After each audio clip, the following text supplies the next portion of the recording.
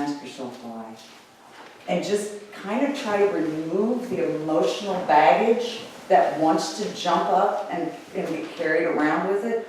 Try to separate yourself from that and allow the possibility. I don't want you to believe anything I say to you.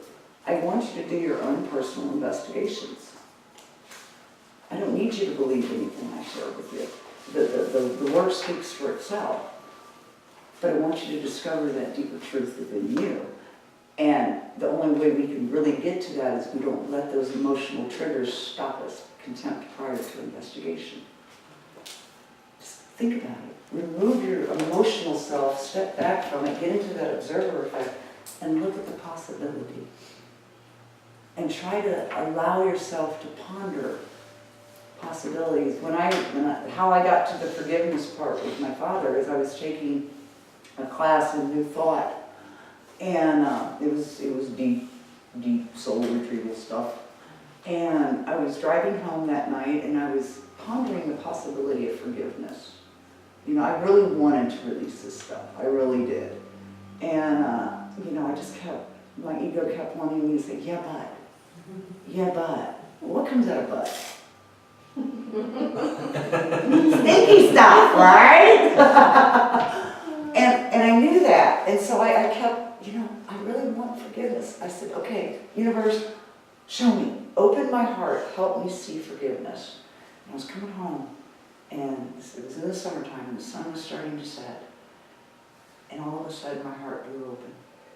And I felt love like I had never experienced before, driving my car, right? And tears just started streaming down my face. And at that moment, because I kept asking for the forgiveness, I didn't sit in the yeah, but. I didn't sit, but you know, yeah, I didn't sit in any of that. I want forgiveness. That's what I'm going to contemplate on. That's what I'm going to focus on. That's what I'm looking to reconcile within me. My heart burst into ways that I never experienced before. And the tears of joy. And I was actually, that was the first time that I'm glad this happened to me. I'm actually grateful for this. And I felt the humility roll into me and the gratitude. And I thought, I must be going crazy. Who the hell is grateful for molestation? And I just heard in my heart, you are. Look where it's brought you. You know, Ron Doss said he got so much flack for, at one point, he said, I'm grateful for my stroke. And I mean, I can't remember all the kerfuffle that happened because he said that. And because it was yet one more layer down than released, one more layer of the ego that was gone. And I've had to work through my own stuff, and working with some other people through some other things. I think that for many people, they don't understand that forgiveness is not about the person who did the wrong. Well, it's not about the action. Forgiveness is for the forgiver. And it's so that you don't have to walk around carrying that burden. And a lot of people don't, you know, they think of forgiveness as a one-way street. They think of it as I have to forgive the person who wronged me. I don't have to forgive the action, but the person, the spirit, they may not know better, whatever. The real hard forgiveness is forgiving yourself for carrying it. That's the harder thing to do. I had no problem forgiving Dad. I had a harder problem forgiving me for allowing it to dictate my life for so long. I mean, it dictated my men choices. It dictated, I kept seeking out men who would abuse me, one way or another, right? Who would use me up and spit me out. Where did I pick that up from? I thought sex was love for the longest time. So if in my relationships, sex wasn't going the way I thought it should be going, well, there's something wrong with me as a woman. You know? Where did I pick this up at? This is what I was taught. This was my human conditioning. We all have our human conditioning that has been put on top of us. And the great work is moving through that and doing something greater. Jesus himself said, these things I do, you can do greater. So that means that that divinity, that understanding and that truth that this wise teacher walked in, we have the same capabilities, understanding and wisdom within us. We have just got to get through the base lead. And lead is heavy. Gold's heavy. You find both ends of the spectrum here. Lead's very heavy, gold's very heavy. Why is that? Because it can either weigh you down, or it can lighten you up with the color, with the beauty, with the pureness of it. You know, gold's shiny. It's shiny. It's pretty. It's pretty. Some of the things, this week, really go into contemplation. Seriously, just really stop and pay attention to what you're thinking about in your everyday life.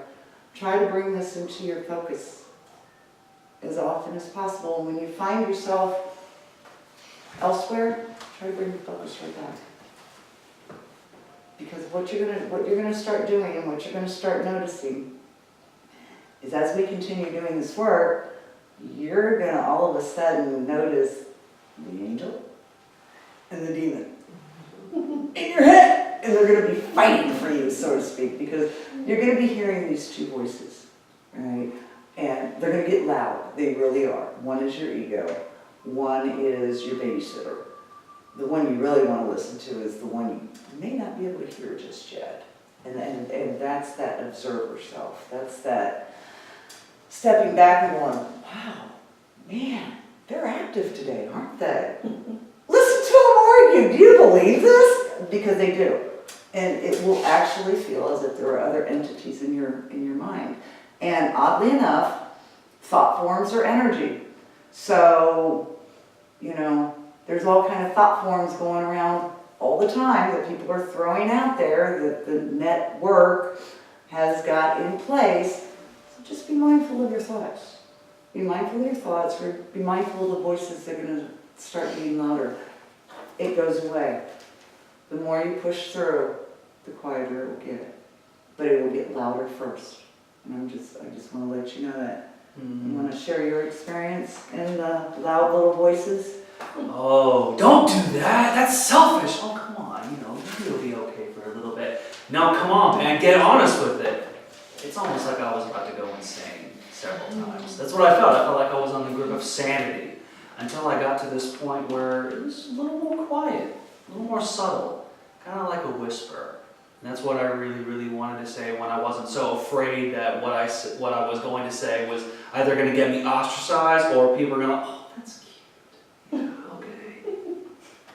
I didn't really have anything to lose by just going through it. It was kind of like just a clash until they both burned out so much.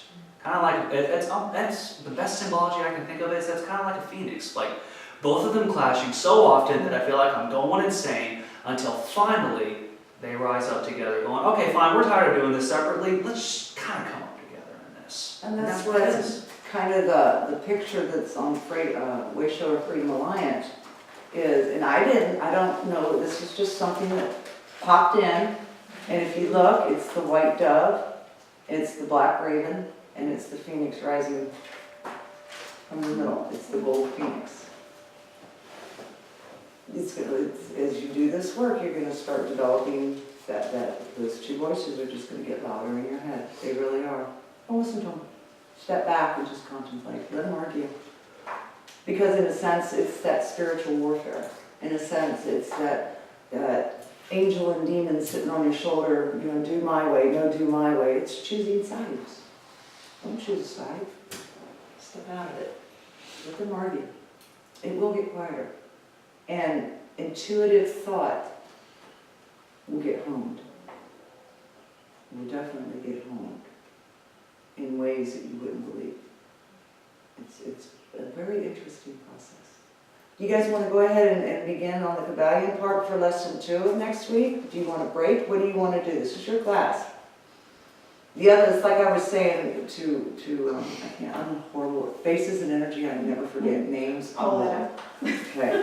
The rest of them are, the chapters are longer. So there'll be no, we might go over. We've been known to go over before. It was like, I had one class that we were teaching in Kettering there at the Centers for Spiritual Living, and it was set up for 1 hour, 1 hour class. Well, yeah. And we would go 2.5. And then, can you stay a little bit longer? So, yeah, I got a key. I can shut the place, but okay. But yeah, the discussions, they'll get there. This is our introductory, so. Any questions? Anything? Come on. Speak. Use your words. Even thoughts of, this sounds like crap, I don't understand any of this. Oh, That's yeah. also welcome. Anything. There's no such thing as a stupid question, ever. What's a question? A question? What is a question? Let me ponder that. I was trying to make a stupid one. I was going to ponder it and actually go, well, what is a question? That's a good thought. I might take that home this week. Thank you. What is a question? I like that. I guess I have a question. If you are working on trying to expel or get rid of, or, deal with it, face it, deal with it, own it, whatever, get rid of it, how do you, this might sound like a dumb question, how do you do that and yet stay mindful and in the moment? Okay. Well, go ahead. I don't know, because I guess I've been trying to focus more lately on just being mindful and in the moment, but then that means I push things down too. What we do, there's what I call shadow work, and it comes we'll actually be getting into this a little bit in a later chapter. But if you'd like to go ahead and start the process now, there's no reason why you shouldn't.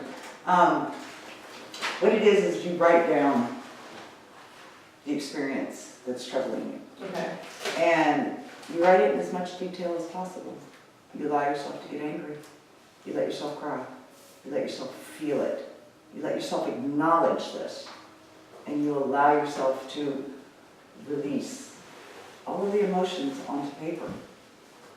Then you look at, what has this affected in my life? How has this affected me?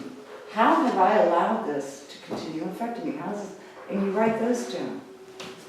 And then you go over and you say, but what was my part now? Because I have to own something.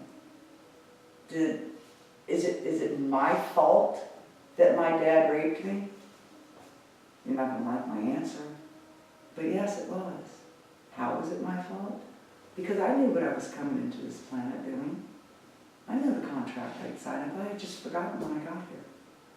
So I have to own my part of it. There's a learning experience in it for me, karmically, for whatever reason.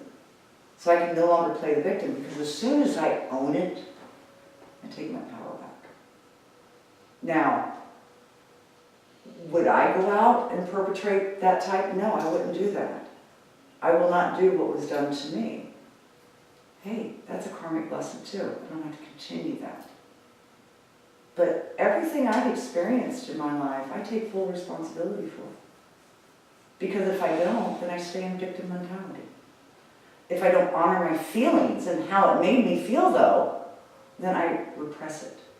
And then I become more of a circumstantial, well, look at the circumstances. I can't do anything. I mean, look at my circumstances. As soon as I own every experience in my life, whether it's comfortable or not, and I see how it's affected me, and I allow myself to feel the feelings. That's part of what's going on today. Don't you feel angry? We're not supposed to get mad.